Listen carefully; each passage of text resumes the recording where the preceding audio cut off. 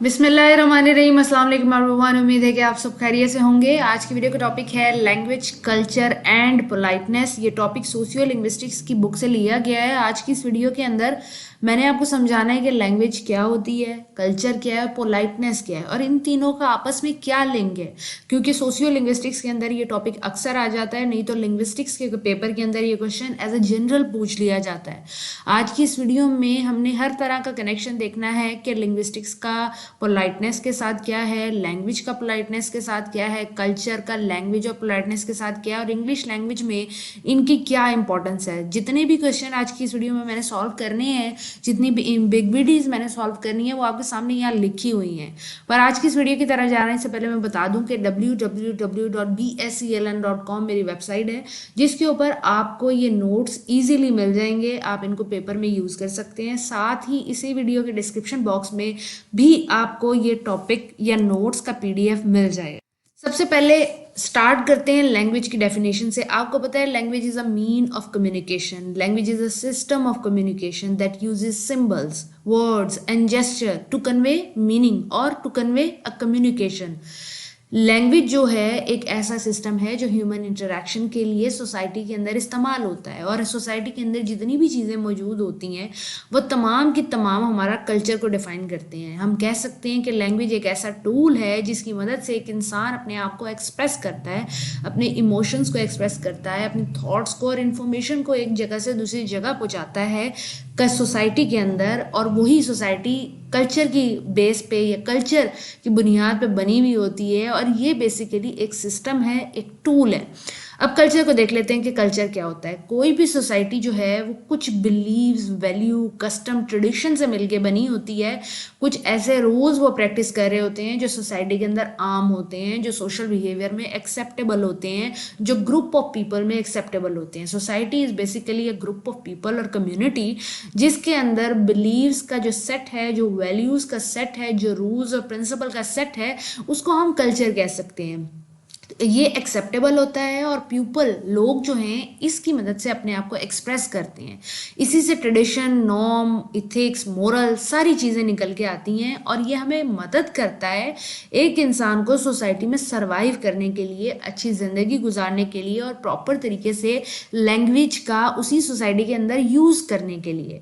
अब पोलाइटनेस क्या है? पोलाइटनेस बेसिकली एक सोशल बिहेवियर है। जैसे कि social behaviour through culture develop होता है एक इंसान के अंदर, सोसाइटी के अंदर, इसी तरह एक बिलीव यानी कि कल्चर की एक शाख पोलाइटनेस भी है।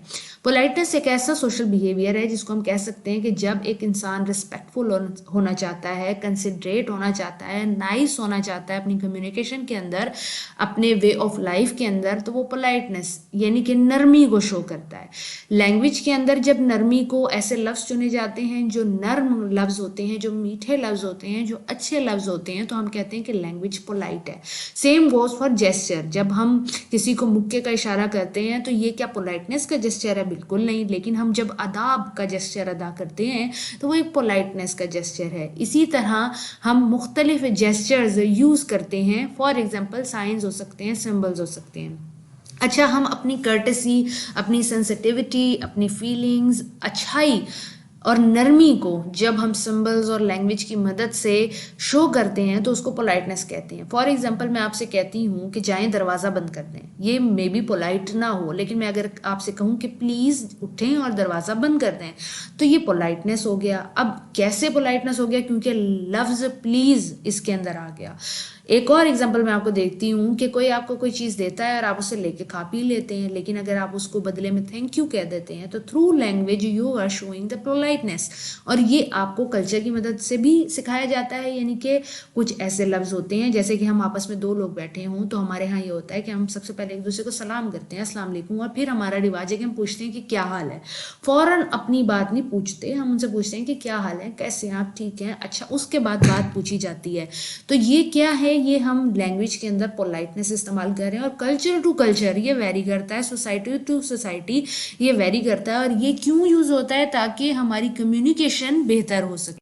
अब चलते हैं लैंग्वेज पोलाइटनेस की तरफ। वैसे तो मैं आपको सारा समझा चुकी हूँ, लेकिन लैंग्वेज पोलाइटनेस उन लफ्ज़ों को, उन एक्सप्रेशंस को, उन जेस्चर्स को कहते हैं जिनके अंदर जब हम कोई ना कोई मीनिंग, वर्ड या चीज़ को कम्युनिकेट करते हैं तो हमारा जो मैनर है वो रिस्पेक्टफुल या कंसिडरेट, यानी ये अदब वाला होता है या इज्जत वाला होता है। जब हम किसी को अदब से मुखातिब करते हैं, इज्जत से मुखातिब करते हैं, या फिर हम उसके ममनून और मशकूर होकर उसको मुखातिब करते हैं, तो हम लैंग्वेज में पोलाइटनेस दिखाते हैं। इसके लिए हम अप्रोप्रिएट लैंग्वेज वर्ड्स चूज करते हैं अकॉर्डिंग टू सोशल कॉन्टेक्स्ट, यानी कि जो सिचुएशन में हम मौजूद होते हैं उसके लफ्ज़ हम चुनते हैं। हम देखते हैं कि सामने वाले बंदे से हमारा कैसा रिलेशन है और कल्चरल इस टाइम पीरियड में हमें कौन सा जुमला कहना चाहिए। ये चीज़ लैंग्वेज पोलाइटनेस कहलाती है और ये पॉजिटिव सोशल इंटरेक्शन के अंदर आती है। अगर हम इसके मिसालें देखें तो इंग्लिश ज़बान के अंदर हाउ आर यू का जब पूछना होता है तो इसके अंदर जो स्पीकर है बेसिकली ग्रीटिंग के बाद वो बेसिकली आपसे पोलाइटनेस शो करना चाह रहा है। डिफरेंट कल्चर के अंदर डिफरेंट चीज़ें हो सकती हैं। फॉर एग्जाम्पल पाकिस्तान के अंदर एक चीज़ बहुत कॉमन है कि अगर आप खाना खा रहे हो और कोई आपसे कहे कि आप भी आके खाना खा लें, तो आप उससे जवाब में कहते हैं बिस्मिल्लाह करें, यानी कि you are choosing a specific politeness in language of a specific culture. Obviously ये चीज़ इंडिया में नहीं कही जाती होगी, ये चीज़ बांग्लादेश में नहीं कही जाती होगी, लेकिन पाकिस्तान में ऐसे कहा जाता है। इंडिया के अंदर कुछ और कहा जाता होगा, जैसे कि धन्यवाद जैसा लफ्ज़ इस्तेमाल किया जाता होगा। इसी तरह जब आपको फॉर एग्जांपल जैसे हमारे कल्चर के अंदर मौजूद है कि हम बड़ों को उनके नाम से नहीं पुकारते, हम उनको रिस्पेक्टफुल अंकल, आंटी इस तरह के लफ्ज़ों से पुकारते हैं ताकि हम उनको रिस्पेक्ट दे सकें। लिंग्विस्टिक पोलाइटनेस क्या होती है? हमें पता है कि linguistics is basically the scientific study of language. जब हम साइंटिफिकली पोलाइटनेस को स्टडी करते हैं लैंग्वेज के अंदर कि कैसे लैंग्वेज के कौन से ऐसे words, acts of speech, expression और वर्ड्स हैं जो कि कम्युनिकेशन के अंदर रिस्पेक्ट दिखाते हैं, कंसिडरेशन दिखाते हैं, यानी कि हम साइंटिफिकली उन वर्ड्स को जब पढ़ते हैं जो लैंग्वेज के अंदर पोलाइटनेस कास्ट करते हैं तो वो लिंग्विस्टिक पोलाइटनेस कहलाती है। और इनके दरमियान में यही रिश्ता है कि अप्रोप्रिएट और लफ्ज़ों का चुनना, अप्रोप्रिएट एक्सप्रेशन और टून का चुनना, ताकि बेहतर से बेहतर कम्युनिकेशन की जा सके। आपको पता है कि कम्युनिकेशन एक स्किल बन चुका है। कम्युनिकेशन स्किल के नाम से बाकायदा सब्जेक्ट है, उसमें आपको बताया जाता है कि प्रॉपर ग्रीटिंग्स क्या है, रिक्वेस्ट क्या है, रिफ्यूज़ल क्या है। मिसाल के तौर पे जब हम किसी अंग्रेज़ से बात कर रहे होते हैं तो हम उसको good morning sir, I want to talk to you about this नहीं कह सकते, हम उन्हें कहते हैं greetings, how are you, I want to talk to you about this. अब इसके अंदर हमने गुड मॉर्निंग, गुड आफ्टरनून क्यों नहीं कहा? क्योंकि हमें पता नहीं है, क्योंकि सामने वाले का दिन चल रहा है, रात चल रहा है, क्या चल रहा है, इसलिए हमने लफ्ज़ ग्रीटिंग का इस्तेमाल किया या हम हेलो हाय का इस्तेमाल करते हैं। तो ये एग्जाम्पल है कि किस तरीके से हम लफ्ज़ों का चुनाव करते हैं। पोलाइटनेस आपको पता है कि नरमी को कहा जाता है, यानी कि अच्छाई को, कंसिडरेशन को, बीइंग रिस्पेक्टफुल को कहा जाता है। और कल्चर से रिलेट कर लें, लैंग्वेज से, लिंग्विस्टिक्स से, इंग्लिश लैंग्वेज से, उर्दू या हिंदी से, तो इसके अंदर तमाम वो लफ्ज़ आते हैं जो कि हम आउट ऑफ कंसिडरेशन कहते हैं, according to culture, according to norm, just to be respectful in a communication, to give priority to the other person, to give comfort to the other person, ताकि वी कैन इंटरेक्ट बेटर। तो यही चीज़ हमें culture में भी नज़र आएगी, यही चीज़ हमें लैंग्वेज में भी नज़र आएगी और यही हमें इंग्लिश लैंग्वेज में भी नज़र आएगी। इसकी मिसाल थैंक यू और प्लीज़ जैसे लफ्ज़ों की मैं आपको पहले ही दे चुकी हूँ। उम्मीद है कि language politeness and language culture के रिलेशन आपको समझ आ गया होगा।